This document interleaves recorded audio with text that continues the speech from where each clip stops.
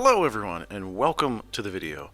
I'm BMacVR and today we're going to kick off a brand new series called In Case You Missed It. In Case You Missed It is going to be a series that focuses on indie developers and the great VR games that they're making. So let's get into it. For years now, the VR conversation has been about how we need more AAA games from big budget studios with high production values. And while I certainly would welcome the addition of those games to our VR lineup, I don't think we're actually in that bad of a place right now. I think there's a lot of really great games out there. And today we're going to be looking at one of them, the Light Brigade from Functronic Labs.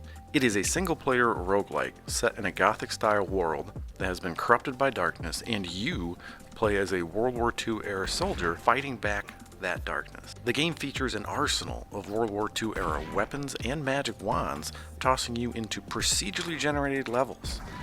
Each run is divided into a number of zones and 3 boss fights. It's a roguelike formula that will feel very familiar if you're a fan of the genre. So what makes this game so special? Well, for starters, the art style instantly grabs you. It's dark and ethereal, but it has a foundation of religious zeal, actually. The game does have some low-res textures, but honestly, the art style is so engrossing that you don't really notice that unless you're, frankly, the kind of person that wants to notice it. The sound design really complements the art style as well. The weapons sound convincing. Enemy deaths have this unique reverberating scream that really helps reinforce that ethereal feel. The game also has some unique VR mechanics, like bringing your hands together in prayer to interact with certain things in the world and open doors. And quite honestly, opening doors this way is really satisfying, and it's kind of also serves to balance the game as well. If you try to run through to the end of the level and just open the door, you gotta take the time to pray it open. And that won't work if you're surrounded by corrupted soldiers. When you start a prayer, you can really feel the prayer building in power. It's a great combination of sound, haptics, and animation, and then you reach a tipping point where the door activates and it explodes open and you see this ethereal passageway that you step into. But the game's biggest strength is its combat-focused gameplay centered around classic World War II weapons, supplemented with magic wands, and all of it modified by roguelike weapon attachments and perks, with the latter taking the form of 3D tarot cards. The weapon handling is seriously top-notch here. It feels grounded in physics.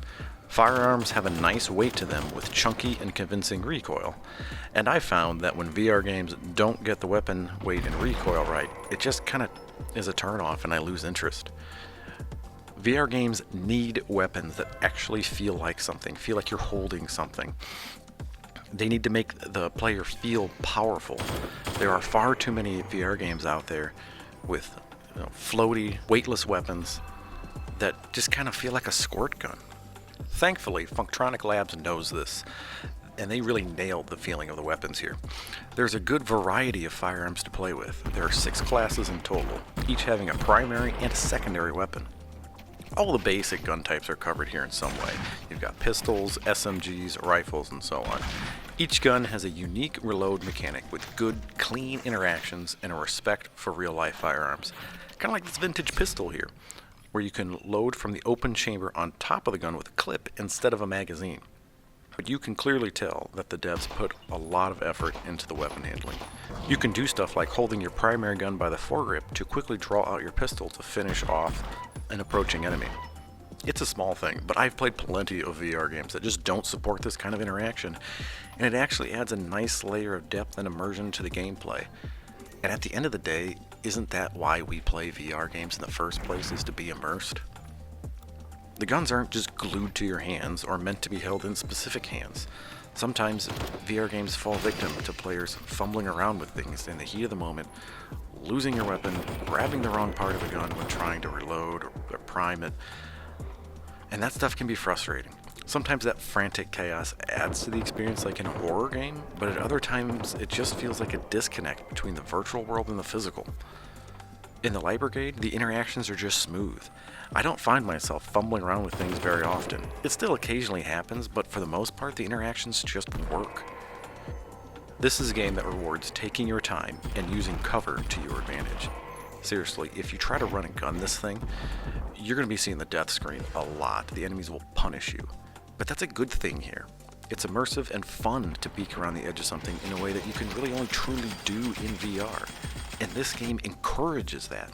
The Light Brigade also rewards exploration. You often find souls, what the game terms experience, money, some consumable items, and loot chest keys. The money can be spent during a run to buy better gear or tarot cards to upgrade yourself during the run. There are also some really cool weapon attachments that break that World War II mold. Each gun can have up to 4 attachments on it. The most basic are crystals that just kind of up the damage of your shots.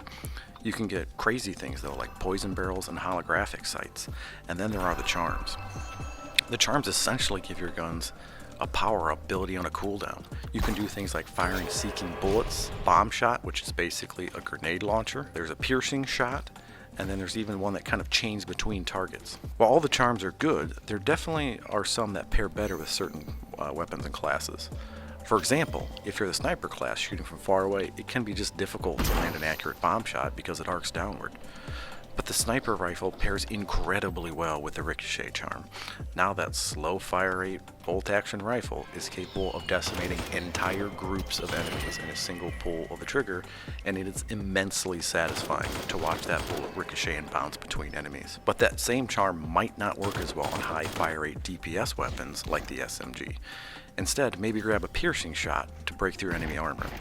There really is a lot of hidden depth to the weaponry here, and we barely mentioned the tarot cards or magic wands yet. Tarot cards are like perks or relics that range from the basic, add damage, all the way to giving you new abilities and auras that you didn't have before. If a dark corrupted enemy gets too close, with the right tarot card they could burn up in your light cleansing aura. Or if it's low on health, there's a chance you could convert it to your side to actually fight for you.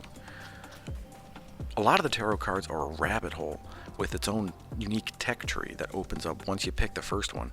Later down the road, you might find a card that keeps that converted enemy fighting for you longer, or a card that changes the threshold for when it gets converted in the first place. There's a lot to explore in this system, and you can find some really good synergies. It's fun to really explore just how good each tarot card can get. The tarot cards not only affect your weapon damage, but all damage in general, so they affect other tarot cards and the magic wands. That light aura tarot card we mentioned earlier, maybe pick up another card that slows enemies when they take damage. So now when an enemy's charging at you, if it gets so close, it's going to get hurt and then it's going to slow down, and that's going to buy you precious time that you might need to take it out. The cards serve as a way to make each run unique, but this game is a true roguelike, and in between runs, you can upgrade each class over time by spending experience on permanent class upgrades. It's nothing really groundbreaking or revolutionary, but it works well, and it gives the player something to work towards. Each class has a unique upgrade, and sometimes they're more basic, like increased headshot damage, but other times there's like an entirely new ability, like recovering spent ammo when you shoot. There are also just general upgrades that affect every class, stuff like better loot or drop rates for rare cards. Okay, so let's finally talk about the magic wands. The magic wands generally look about like this, and 2 of the 3 function very similarly.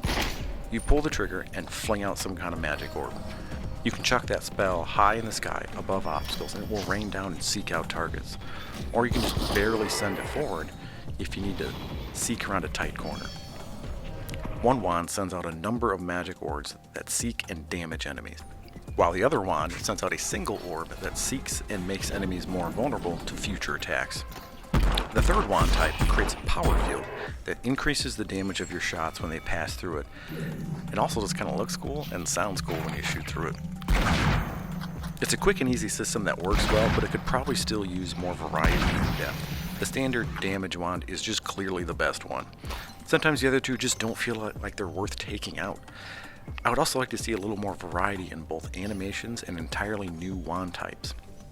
The damage and vulnerable wands look and function basically the same way, and I just think there's more of an opportunity here for more creative spells, like some kind of vortex to suck enemies in to pull them out of cover, or even some kind of wand that creates deployable cover for you. If you're like me and you've already played this game, let me know in the comments ideas you might have for new magic wands. Thankfully, the magic abilities don't quite stop there though. Do you remember how we talked about prayers earlier? Well, there's actually some magical ability tied to that as well. For starters, praying reveals where nearby enemies are, and it can be extremely useful when used to scout them out or keep track of them while in cover. But praying also helps you fight back the darkness and save the souls of your fallen comrades you find scattered about the landscape. However, you can also save the souls of other players. Yeah, this game is single player, but it also has some really cool and unique asynchronous multiplayer features. So when you see something that looks like this, that's actually where someone else died on their run. So pour one out for them, say a prayer for their soul, and you'll be rewarded with some experience and sometimes even items. The asynchronous features don't stop there though. You can actually donate items to this shrine here, and those items will show up in another player's run. So that poison barrel you found earlier probably came from another generous player fighting the good fight with you.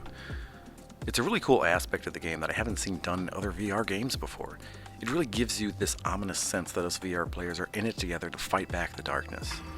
It's also fun to stumble across the soul of a dead friend, have a laugh, take a quick screenshot, and chastise them for dying right in the starting area. There's just a ton of cool stuff to discover in this game. We didn't even get into the consumable items like medkits, grenades, decoys, and so on. This game also occasionally requires you to teleport, but it's awesome and it just seems to fit in with the game.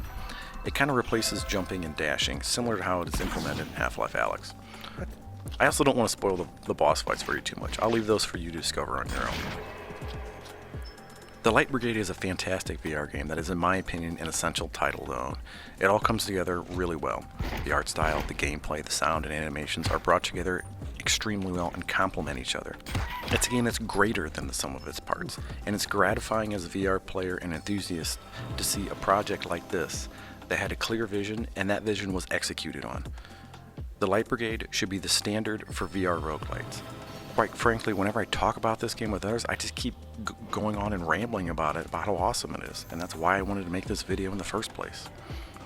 And on that note, thank you for watching. If you like this video, let me know. I plan on highlighting other VR indie games in the future.